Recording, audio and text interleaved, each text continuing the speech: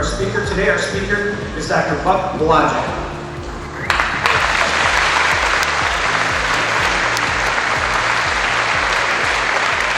Good morning, everybody.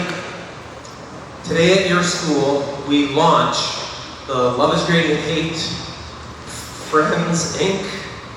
Hartford Union High School Partnership Project to create a safe and empowered reporting environment and to measurably decrease dating violence, sexual assault, human trafficking, bullying, and domestic violence experienced by you, the students here at Hartford Union High School. Not just violence that happens at your school, but that happens anywhere and everywhere in your lives. Please help. Please help this project succeed and win, because when it does, we'll be able to take a proven effective new model to other schools around the county, around the state, and eventually around the country and the world in our larger mission to transform culture and end violence against our girls and women and our boys too. All starting here in your town, at your school. Please help. Please help this project succeed and win. This project started really 6 years ago with the death of my daughter. Some of you knew Jessie Blodgett. I just met one of you who Jessie babysat for. Some of you took lessons from Jessie Blodgett. She went to your school. She sat in the seats you sit in right now. She was killed by a friend who also went to your school and sat in the seats you sit in right now. A straight A student who had never been in any trouble until he killed Jessie. I'm here today not only to launch Jessie's Legacy Project, your project, but really just to share her story with you. And it's called A Message from Jessie. Warning, it's graphic and disturbing, but it's also full of strength and resilience when life punches you in the gut. It's full of hope, it's full of purpose, and above all, it's full of forgiveness and love. Some of you might be triggered by what you're about to see and hear, especially in the first few minutes. Triggering is when strong emotions from bad things that have happened to us in the past resurface again. If you're triggered today, please talk to somebody. There's a table just outside the door.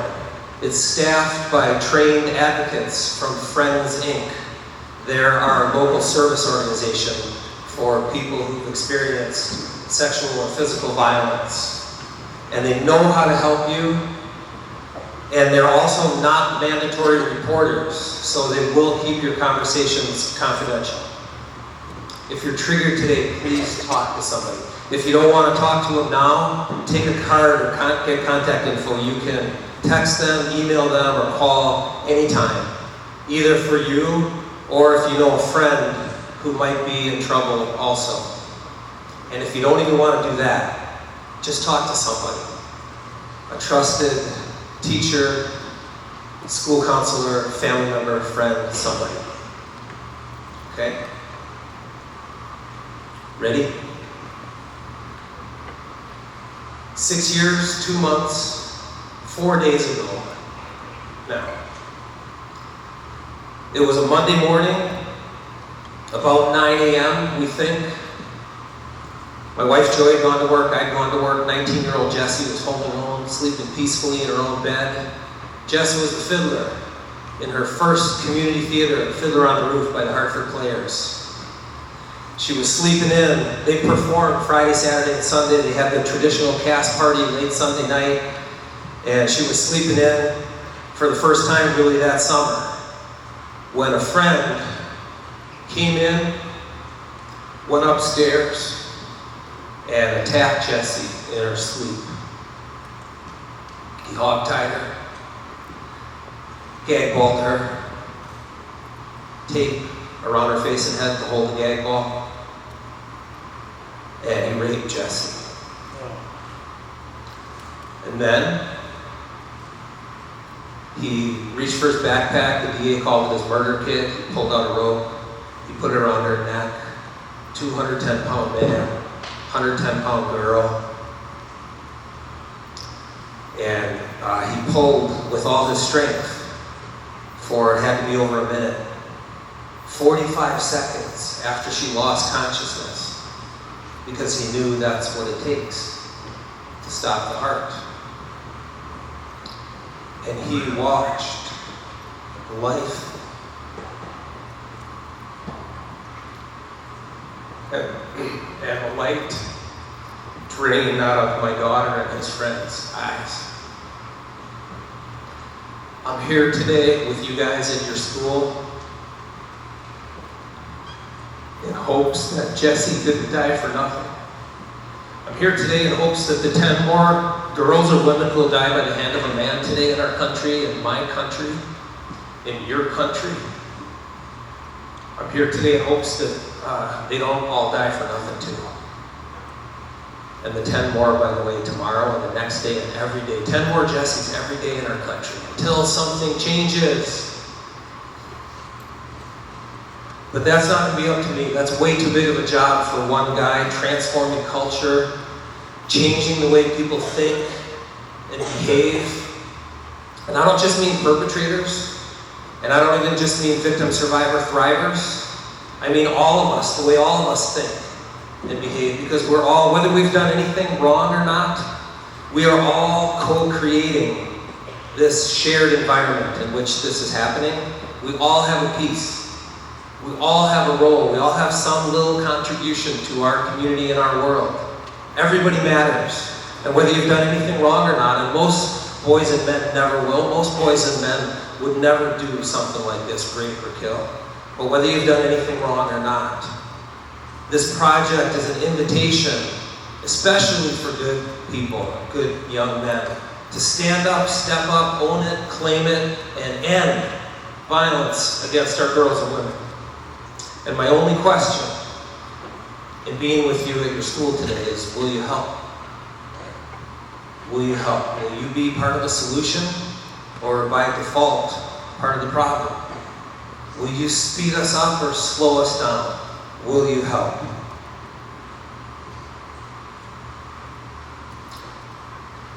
Please watch our video. You're going to hear parts of 3 songs. The first 2 are Jessie. The second is an original.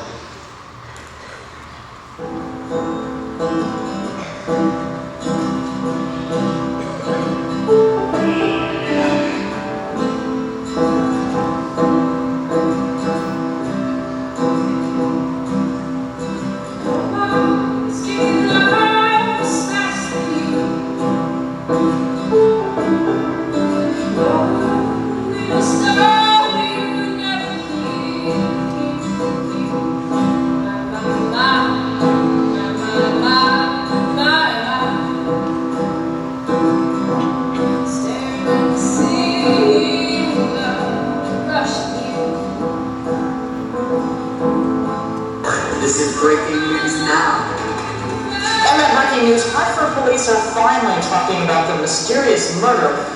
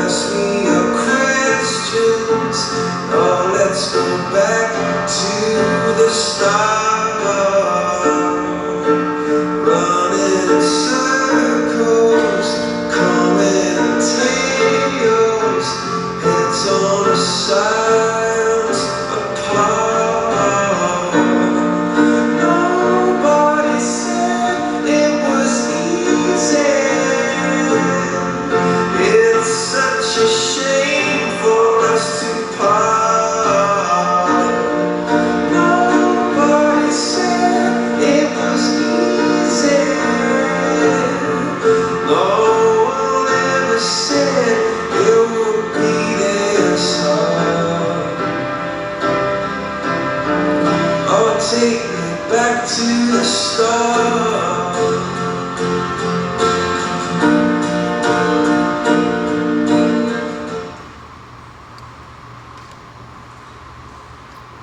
Now for the two hardest parts of the presentation. And then it gets better, I promise. But first, a crime scene photo of Jessie on her bedroom floor.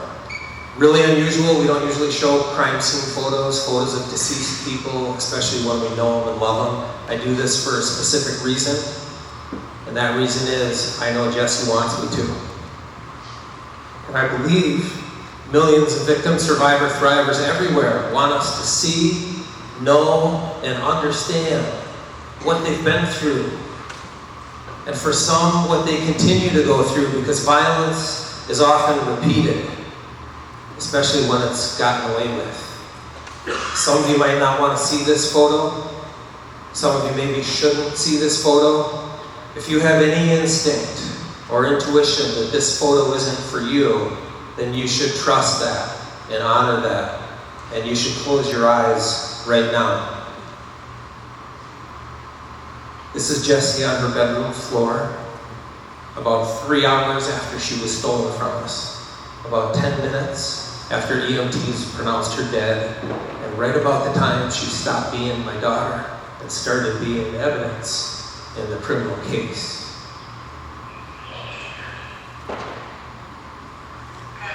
Second hard thing, I want to play about a 1-minute piece of the call that Joy, my wife, made when she came home from lunch and found Jessie. Same reason. I want people to hear the anguish, because it's not just the victim of violence who's directly affected, it's everybody who knows and loves them. In Jessie's case, literally thousands of people whose lives will never be the same because of what happened. And it's forever. Violence changes us on the inside, right here and right here, forever.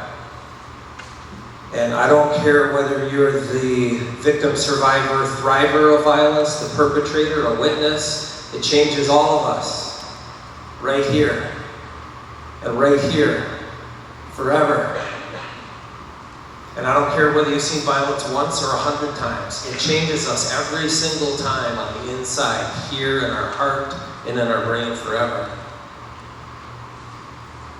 Really emotional, really intense. Some of you might not want to hear this.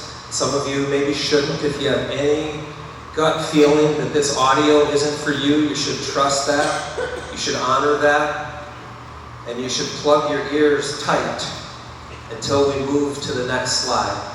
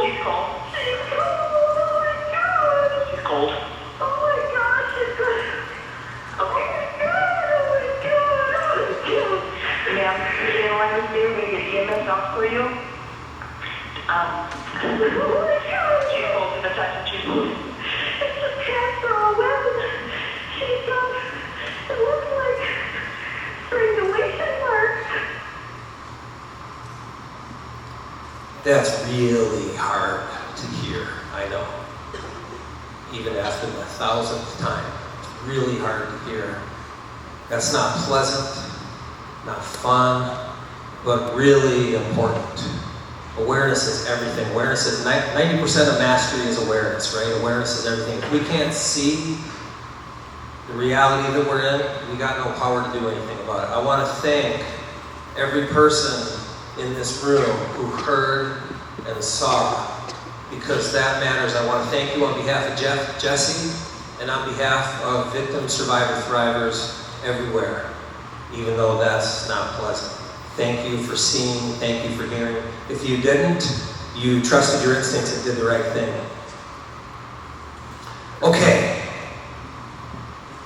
Can I be her dad for a little while and tell you about her? She wasn't a character in a PowerPoint. She wasn't a character in a Dateline episode, if you saw that, or a book, if you read that. She was a real person with a real life who really went through what she really went through, whose future was really stolen. And I need to make her real for you, because like she's real for me. Because the number one reason I do this is because we're so desensitized to violence in our world today, because it's everywhere. We see it everywhere in all of our media, TV, video games, it's everywhere. And we need to resensitize ourselves to the real life costs of violence, in my opinion. So a few stories about her to make her real for you like she is for me. Cody and Kelly, last two friends to see her alive. They were also in Fiddler on the Roof with Jessie. They went to the cast party together. Jessie drove them home. Cody spoke at her funeral and he said, "You could talk to her for hours and feel special and wanted. She was just that kind of person who could debate. She was a shining star in a world where stars are a burning star, a world where stars are afraid to burn. She was that kind of person who could debate and yet accept the other side and be open to others' opinions. Can people talk to you for hours and feel special and wanted just because they're in your presence? If not, what would that take? Who would you have to become? How would you have to change? And don't you want that? She taught me how to stand up for what I believe in, how to show kindness. What do you believe in? And I don't mean your politics. Politics is important, nothing against politics, but I don't mean that. I don't mean your religion. Religion's really important to me, but I don't mean that. I mean down below your worldview, your philosophy of life, your opinions. Deep down below that, what do you know in your heart of hearts is good, true, and right? And with how much bravery do you stand up for that every day? Even when it's not popular, even against what you think your friends, your peer group expects of you in order to fit in and be cool. Especially then. Picture on the upper left is Jackie and Jessie. Jessie's best friend in this world. And they're on the median strip on Highway 60, right by Pike Lake. Some of you might recognize that. It's right by where our house was. And Jessie was a pretty new driver, and she wheeled over and they ran out in front of traffic because a turtle wasn't going to make it across the road. Yes, that's a turtle Jackie's holding. Because to Jessie and Jackie, all lives matter. Black lives matter. White lives matter. Blue lives matter. Tan, brown, and green lives, even non-human lives matter.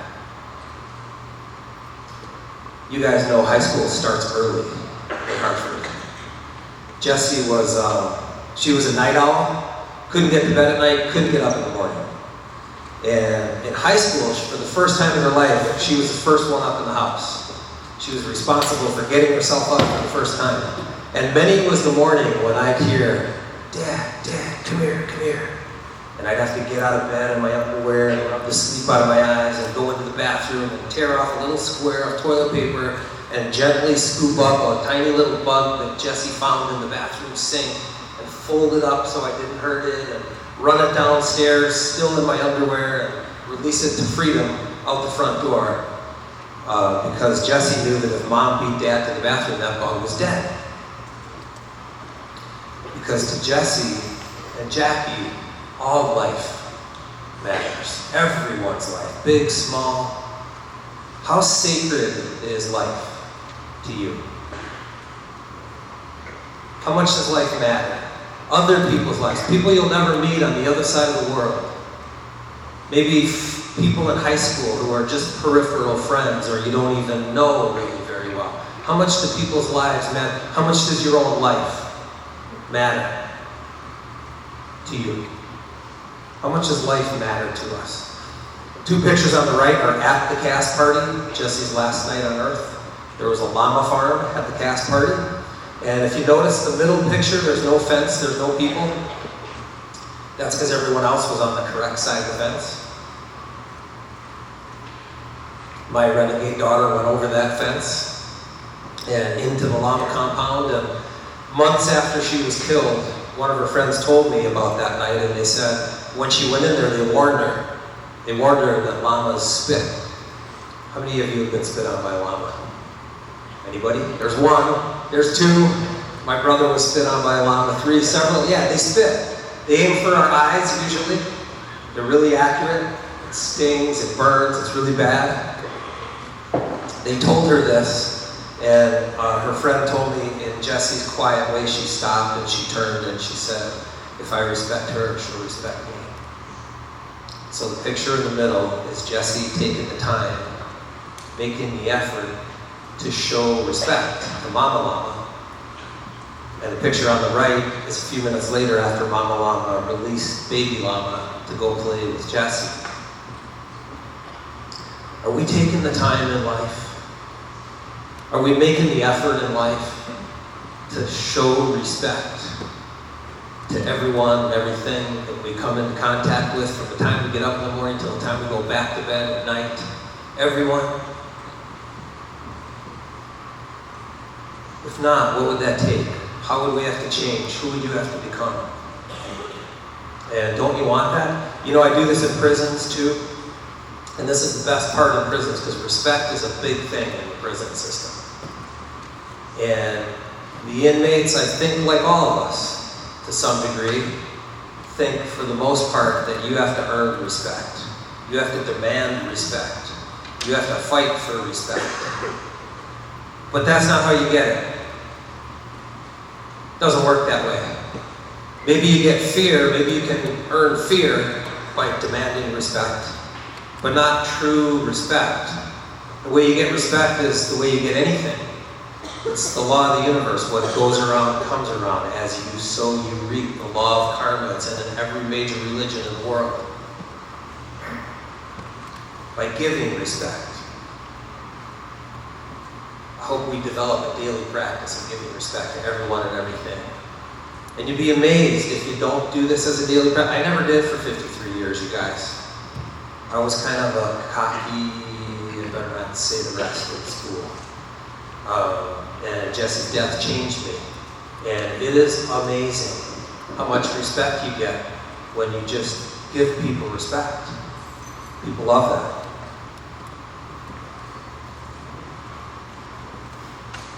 Jessie got a purse. Don't know where you get your purses from, ladies, in Hartford. Maybe Mayfair Mall, Brooklyn Square, online, I don't know. Jessie's came from Ecuador. It was a fair trade purse. Who knows what fair trade is? Few people, okay? I won't explain it, but Jessie believed that everybody should have a shot at building a life. So she bought fair trade, whatever possible, and her purse came from a little craftsman in Ecuador. And Mom and Dad wanted to support that. We liked that she liked that, so we probably paid 10 times in shipping what the purse was worth, but we wanted to support Jessie. And on that Ecuadorian fair trade purse of Jessie's, she had a bunch of buttons. And the biggest one was my favorite one, and it said, "I'm in this world to change this world." And she meant it. What are you here for? What are you in this world for? Is it random? An accident that you're here now? Is there some purpose? Have you discovered or invented your calling yet? If not, it's time. It's time. The clock's ticking. It's time. If we have time for a question at the end, I don't think we will, but somebody please ask me how you find your calling. or reach out to me, email me. What are you here for? What are we here for? What gift do you have for humanity that you're supposed to give us before your buzzer goes off and you're done here? Now, after Jessie's murder, Joy pulled out the 3 big brown paper grocery bags full of her stuff that she saved from 12 years of school. You know, all the little dumb stuff you make in kindergarten that your parents still have. You probably don't even know your parents still have that stuff. They'll show you one day. Little ashtrays that nobody knows is an ashtray. One of the things Joy found was Jessie's 11th grade lit notebook. And in it, she found this quote she texted to me one day. Nobody ever heard it, except for Jessie. And it said, "Music is a uniting art, a universal language, a way to change the world." Jessie loved music, but it wasn't just that she loved music for her. It was bigger than that. She really believed that she could change the world through her music. Music was going to be her vehicle. What's yours? What's yours? How are you going to answer your calling? How are you going to share your gift with the world? What is your gift? And how are you going to get it done? How are you going to answer your calling? What's your skill set? What do you love? What do you have a natural affinity for? What do you love to do? You're just good at it naturally. What are you supposed to share with the rest of us, and how are you going to do that? Jessie was a kid of causes. Some of you are too. She had causes in her life. It started in 6th grade. She was 12 years old. She found PETA online. And it was really cool being her dad and watching her social conscience blossom and explode. And she became fierce about the ethical treatment of animals, like obnoxiously fierce about that. And that morphed into vegetarianism in 7th grade. And then in 8th grade, she became a Buddhist because of their reverence for every living thing and because of their daily practices, like breathing in the suffering and the pain in this world, and exhaling love back out into the world. At 15, she came to me and Joy, who had barely spent a day in church in our adult lives, and asked to be baptized. And she became a Christian. And then at 16, she became an atheist. And she was on this amazingly cool spiritual roller coaster journey. She was seeking and looking and asking and finding. It was the coolest thing to watch. She was such a compelling atheist that I became one for a couple of years until we lost her and some crazy things happened that changed my worldview. Her last and biggest cause in life, ironically, male and female violence. She tried to tell me about it. I listened. We used to walk and talk every day. It's my favorite part of the day, walking with Jess and take the dog out. And in the last 2 months of her life, she got in the habit of starting every walk with this question. "So Dad, how was your day?" And I had to give her a legit answer with some real content. I couldn't just say, "I'm the dad, you're the kid, I'm good. How was your day? Let's talk about you." That was no pass with Jessie. I had to give her something real. And then we could go on. I listened to her. She tried to tell me about male and female violence, and but I just didn't get it until it hit her and me. And I'm here today in hopes to help others, in hopes that you get it before it hits you and your family. Or if it already has, in hopes that I say at least one thing today that will forward you, help you take your next step on a path to healing. Or your first step on a path to healing. Jessie made a Facebook post, one of her last ever, 48 hours before her last night on earth. It said, "Life just keeps getting better." She was between freshman, sophomore years at UWM. She was a near straight-A student in the honors college. She just changed her major and went into music ed. and she got a prestigious talent scholarship offer at the UWM Peck School of the Arts.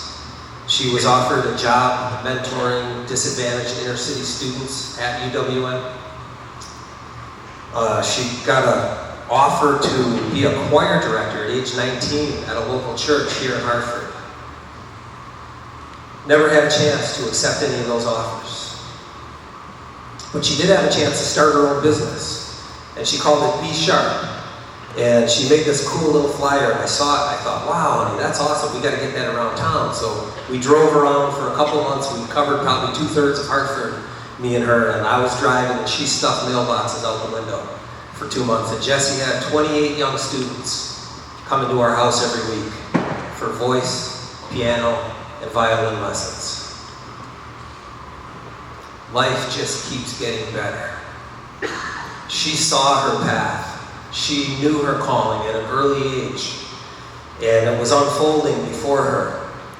And she was going to be a music ed teacher and get a job teaching 100 kids a year in a middle school, high school, or university somewhere, and impact their lives, be a mentor for them, like a couple of her great mentors in high school were for her.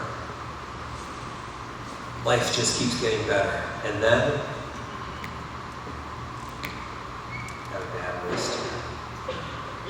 and then, just like that, it was over.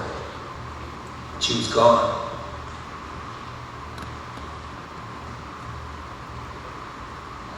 I learned on July 15th, 2013, and Jessie learned the hard way, that none of us are promised tomorrow. Tomorrow's a myth. And all we really have is right now. And if me and Jess are right about that, and all we really have is right now, what are we doing with our right now? What are you doing with your right now? And would you be willing to use it to fight for love? Joy and I were buried in love after Jessie's murder. Our house filled up every day from the Monday she was killed until Saturday's funeral with people, more and more each day, 50 people in our home by the end of the week. They brought food. We didn't have to cook for a month. They brought flowers. They did our lawn. They did our laundry. 1,000 letters came in the mail, some from other states. 1,000 people came to Jessie's funeral, almost as many as are in this room. Most of them couldn't even get in. They stayed anyway. It was this ridiculous, incredible outpouring of love like I'd never seen before. And it changed me. And I remember at one point asking myself, why don't we do this for each other all the time? All of us. For everyone. Why just me and Joy? Because we've suffered this shocking, unexpected tragedy. Everyone has tragedies. None of us are getting out of this life without some traumas and hardships and trials and challenges and losses and pain. None of us. Why don't we do this for each other all the time?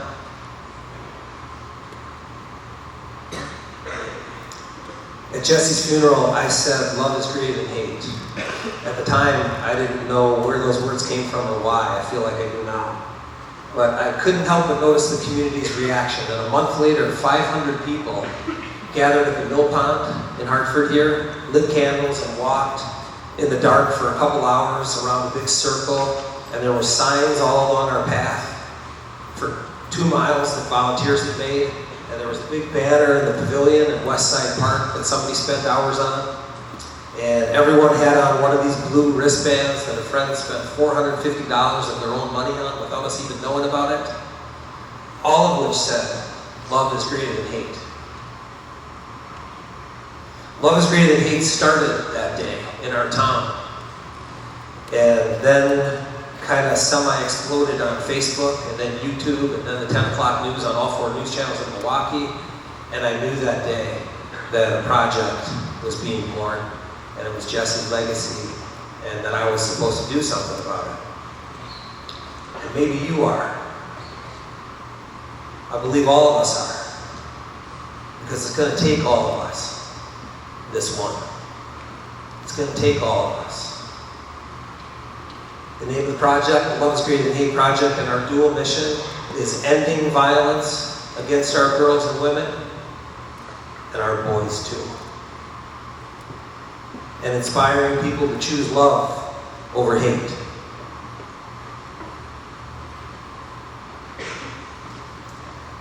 But before we can change the world, we have to make sure our heads aren't in the clouds, our feet are on the ground. We are seeing things for what they really are. We have to know our opponent, football players, right? We have to know our opponent. We have to know what we're up against. So a few facts to paint the picture, to illuminate the reality of what we face if we want to actually accomplish this mission. Number one, 1 out of 5. 1 out of 5 of our girls and women has been raped, according to the U.S. Department of Justice. That means in this room, by the numbers, and this crosses every socioeconomic boundary. So in this room, and the age level in this room, probably likely about 100 to 200 of you, maybe a little more, including boys, have already been sexually assaulted, have already been raped. And most have never told anybody, and most never will. And we hope to change that, because the shroud of silence is the number one thing keeping this problem in place, in my opinion. 1 out of 3 of our girls and women will experience some form of sexual assault in their lifetimes. 1 out of 4, domestic violence. 1 out of 6 of our boys, sexual assault. 1 out of 7, domestic violence. And 10, girls or women killed by a man in our country today and tomorrow and the next day, every day. 10 more Jessies every day until something changes. So I believe Jess has some messages for us. And the first one's a question. The question is, why don't we know? Why didn't most of us know those numbers, those facts? Why can't they tell us? Well, they can't tell us not only because of pain and humiliation, but even more because of fear of being doubted, judged, or blamed, like it was their fault they were attacked by someone. Who are we as a society that that's true? And who could we be? Who could you be? Who could you guys be as a person that people would see in you something that they sensed was trustworthy, and they knew that with you they could take their next step on their healing path and share their story and their truth, maybe their first step? Who would you have to be? Do people do that? Do people share their deepest, darkest secrets and their worst nightmares with you? People never did that with me for 53 years. No one. And then when Jessie was murdered, something changed in me, and now I hear people's stories all the time.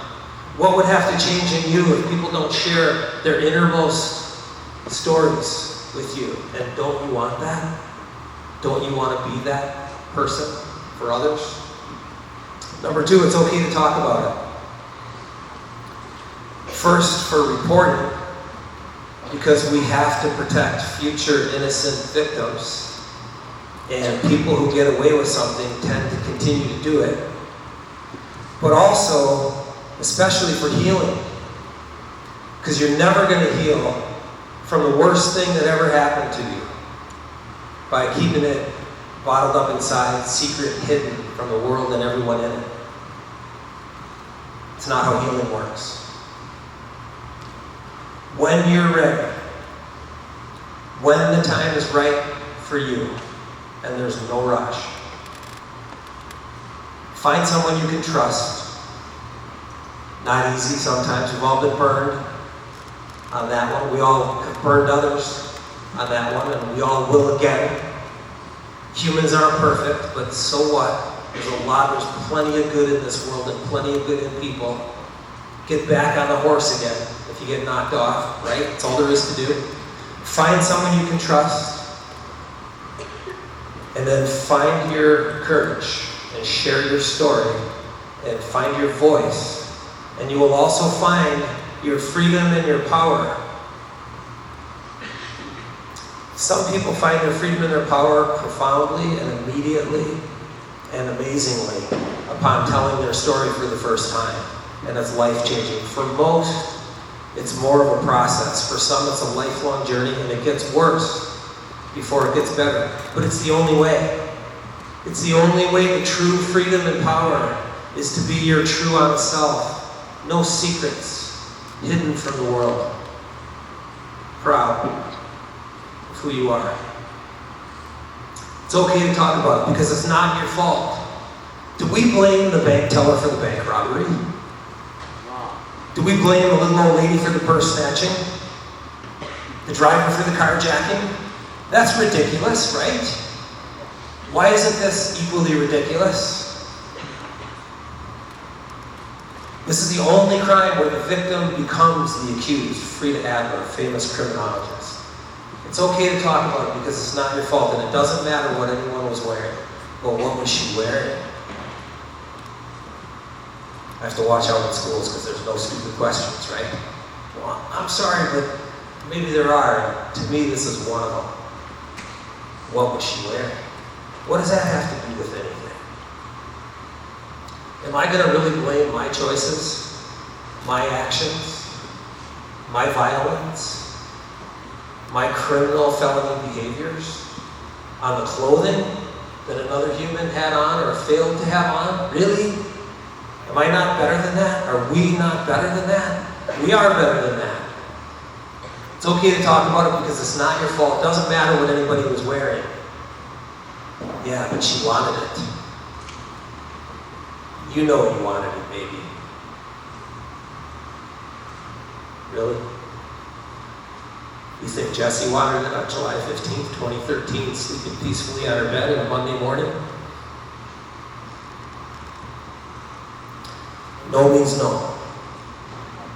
I don't care when it comes. Don't care why it comes. Don't care if it started as a yes and became a no. You know, if I run to the store for vanilla ice cream and I get there and the clerk helps me find it and I see chocolate and I change my mind, does that give the clerk the right to punch me in the face, sexually assault me, or kill me? That's also ridiculous, right? Well, why isn't this equally ridiculous? Anyone, a woman, girl, or child, or boy, everyone has the right to change their mind. No means no. There's a thing called consent in this world now, and we're supposed to talk about it and get consent now. Yes? No means no. And what does a real man do when a woman, girl, a child, or boy says no? Stops. Shows a little honor, a little bit of love, selflessness instead of what I want. What does that person need right now? No means no. Would you all please, for 1 minute, as quietly as possible, please stand up with me right now for 1 minute. I want to give us the chance, because I believe Jessie wants us all to have the chance to take the pledge, but not out loud. Nobody out loud, just follow. And if it speaks to you in your heart, take it later in your own time and space, only if you mean it, though. Take it, live it, share it, be it if you mean it. Women, girls, I hope you're standing in support of boys and men taking the pledge, not just the ones in this room, but the ones in your lives. Share the pledge with them. At some point in the school year, one of your lessons that I'll tell you about in a minute, you'll get a bookmark with the pledge. You can also find it on our website. Share it with the boys and the men in your life, and don't miss it when people are telling you who they are.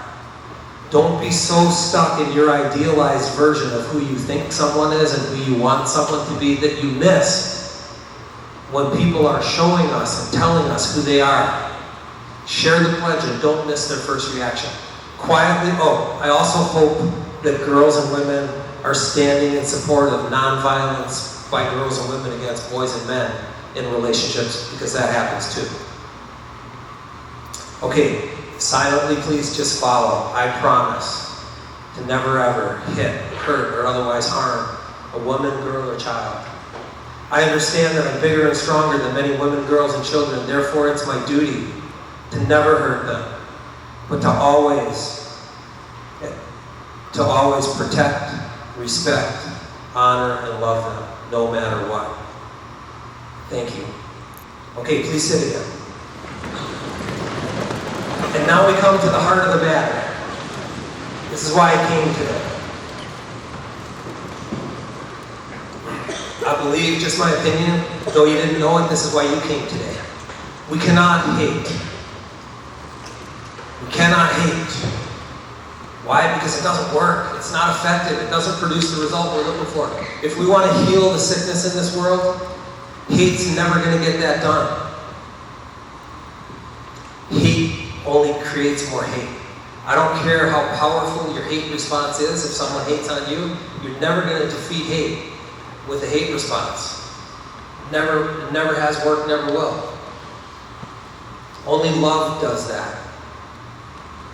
I don't care how big your muscles, how big your gun, how big your army, how big your vocabulary on social media. If you meet hate with hate, you're only going to create more hate. Martin Luther King said, darkness can't drive out darkness. Only the light does that. And in the same exact way, hate will never conquer hate. Only love can do that. If we were all standing outside the door, and it was locked, and we're getting ready to come in here for the presentation, we're waiting, someone unlocks the door, we all come in. Let's pretend there's no windows in the gym. It's pitch black in here. We all file in. What's the first thing somebody does? Flips on the light, right? Why? Because darkness can't drive out darkness. Only light does that. In the same exact way, hate will never conquer hate. Only love does that.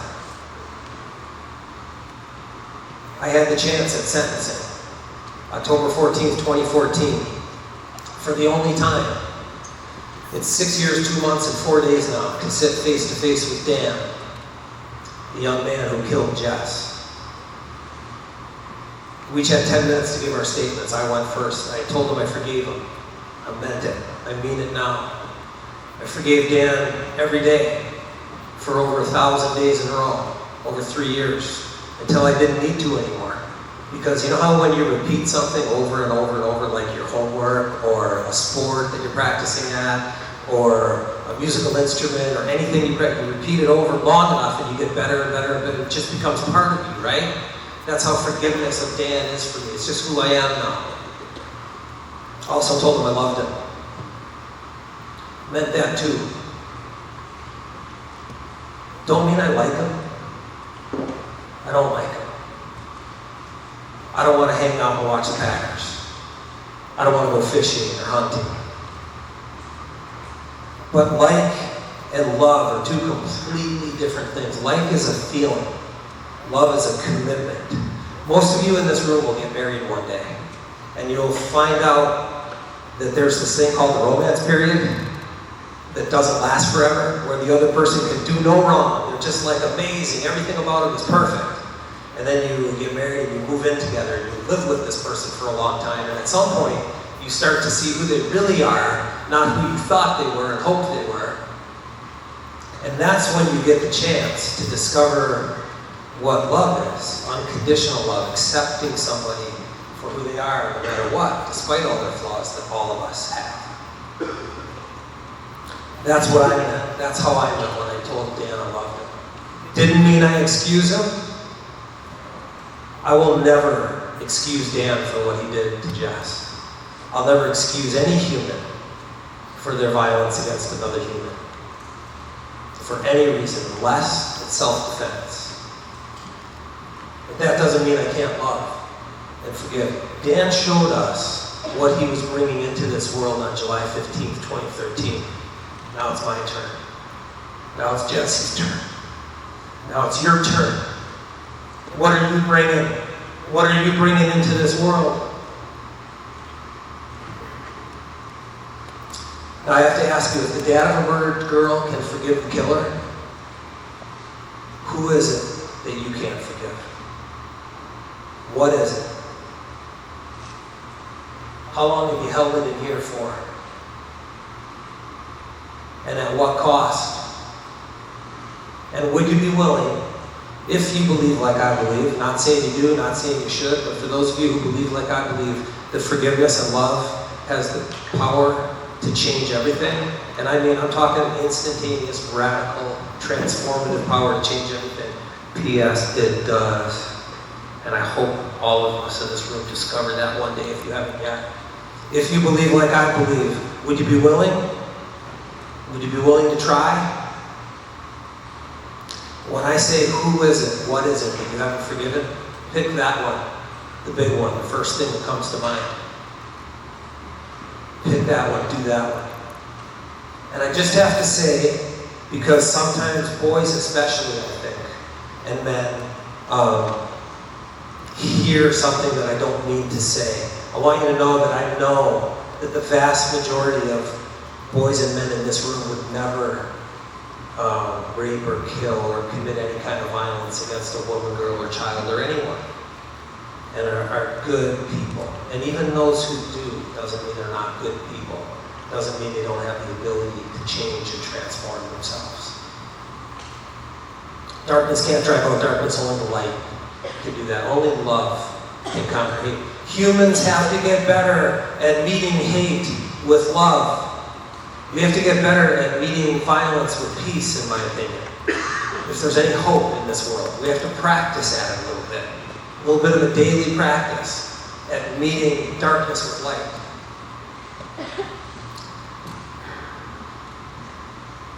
Nelson Mandela, 27 years in a South African prison, spoke out against his government, tried to topple his government and change apartheid in South Africa.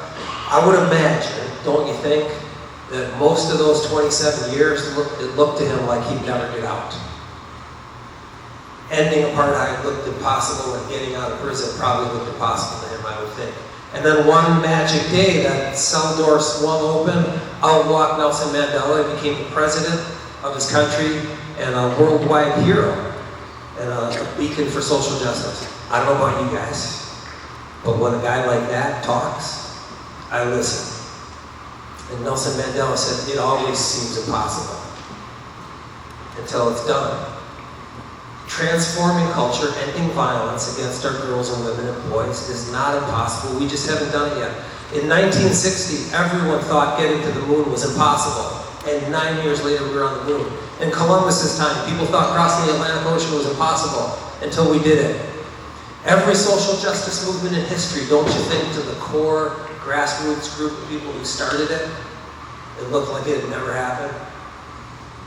From feudal kingdoms and dictatorships to democracies all over the world. The women's right to vote. Did you ever see the History Channel? Stories on the suffragette movement, the 50 years of persecution that those women who fought for the right to vote endured?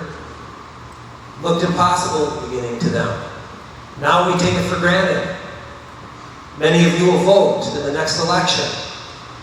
You just take it for, well, of course women have the right to vote in the United States. Not in every country they don't. That had to be fought for. Isn't this one worth fighting for? Ending violence? Every single thing you do matters. You have been created in order to make a difference. You have within you the power to change the world. And yet, there's the butterfly effect. Yeah, but I'm just a student at Hartford Union High School. You want me to change the world? Yes. Yes, I do. Yes, we expect that of you. Not the whole world, all by yourself. Nobody can do that. I can't do that. You can't do that. Your peace, your circle, the people you touch in your life, in your world. Yes, I do. I do want you to change the world. I don't want any more Jessies. Sarah, I went to church with Sarah. I forgot the years now, but about 8 years ago, she's 13, she goes to Mexico, family vacation, they come home, she comes up to Dad, Sarah says, Dad, I don't want Christmas presents this year. What? No presents, why? I just want money. What for, Sarah? For the dump children. Who's heard of the dump children? A lot of people, wow, that's getting better. They need us to know about them. They live in the dumps in Mexico and every country on earth. 99 out of 100 dump children, once they're in the dump, will never get out of the dump. They'll live the rest of their life in the dump until they die in the dump. They don't have a home, that's what they're doing in the dump. They have enough food, they eat garbage. Don't mean to be rude. I know life is hard for everyone. Well, you think your life is hard? How'd you like to live in a dump and eat garbage until you die? Sarah found this out, gave up Christmas presents as a 13-year-old, got $500 instead, and because it cost $250 to get a dump child documented, registered for school, and supplied, she sent 2 kids out of the dump and into school that year and gave them a future. You don't think one person can change the world? Don't tell those 2 kids. I wonder what you guys could do. Next year, same thing, they go to Mexico, they come home, Dad sees Sarah coming and says, Sarah, why don't you build a website? She does. Last I checked, 3 years ago, Sarah's website had raised $55,000 and sent over 200 dump children in 5 countries out of the dump and into schools and giving them a future. You don't think one person matters? I wonder what you could do. I wonder what we could do together if 1,500 of us at Hartford Union High School decided together to put our politics aside and to put our religions aside and to put our opinions aside and actually align and work together on a mission that we shared. I wonder what we could accomplish. 1,500 of us. I don't have time to tell you about 2 equally amazing young people doing equally amazing things. One of them, Hannah, went to your school and ran from Hayward to Milwaukee in 10 days, 250 miles, to raise awareness and money for human trafficking. Unbelievable. But you know, most of us don't have a great idea like that. Most of us don't know what to do.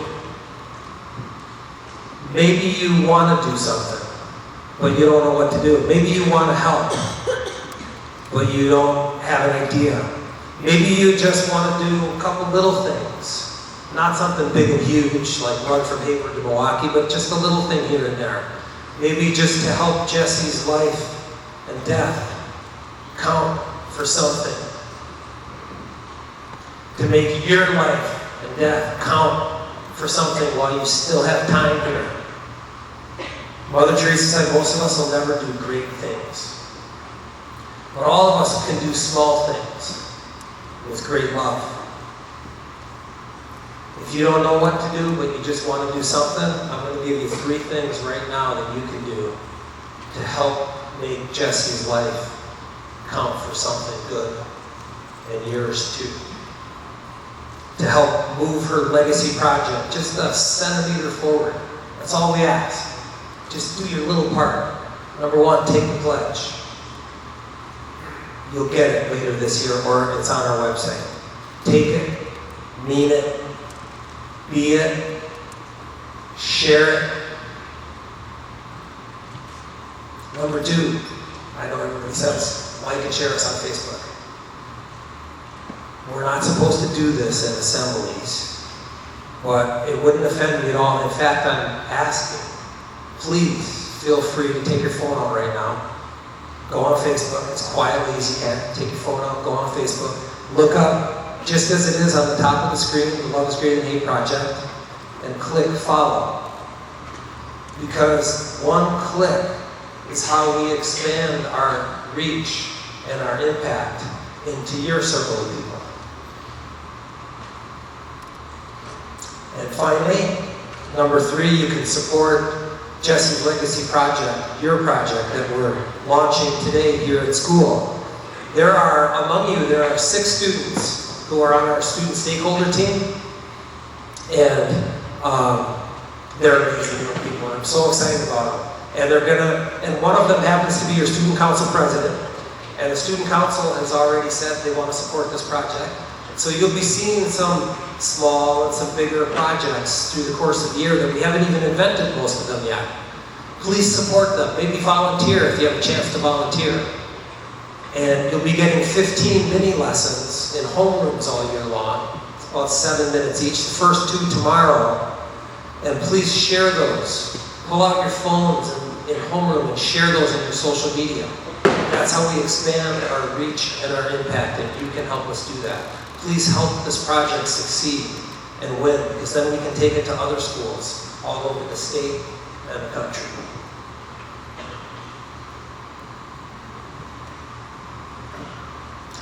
I want to thank every person in this gym right now for letting me and helping me bring Jessie back for 60 minutes more. I hope that when you leave this assembly, when you leave school today, or when you leave school forever, that you'll carry a piece of her wherever you go. Her story, her message, her mission. It's my hope that when you leave today and beyond, that you will look back and see if there isn't one or two or three small things you can do with great love to help forward her project and make her life and death count for something good. It's my hope when you leave here today and beyond that you will know that there's nothing in this life that can stop me. Nothing. And because you and I, my new young friends, are made of the same stuff, in my opinion, by the same maker, there ain't nothing in this life that can stop you either. Nothing. Unless you let it. Don't let it. Don't let anything in this life stop you from finding and answering your calling, from discovering who you are, what you're meant to do while you're here, and from doing it. Don't let anything stop you from becoming who you're supposed to become and getting done what you're supposed to. And finally, above all else, it's my hope that when you leave here today and beyond, you'll remember and live like love is greater than hate. Thank you.